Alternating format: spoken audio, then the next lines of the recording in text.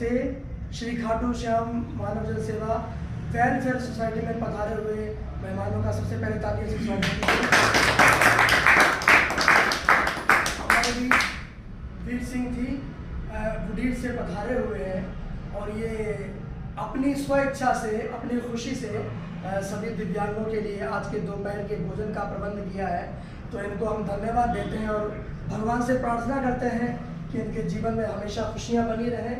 ये जो भी कार्य करते हैं उनमें इनको सफलता मिले, यही हमारी ईश्वर से प्रार्थना है। बहुत बहुत धन्यवाद। जय श्री राधे, जय श्री श्याम।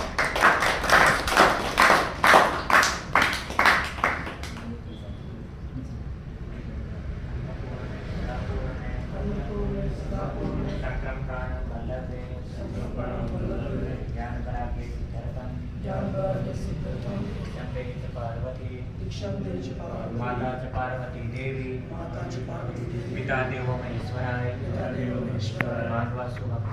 बान्धवास्य भक्तस्य स्वदेशो गुणन्तनं ओम नमो पार्वती पते ओम नमो पार्वती पते हर हर महादेव हर हर महादेव बोले अन्नपूर्णा माता की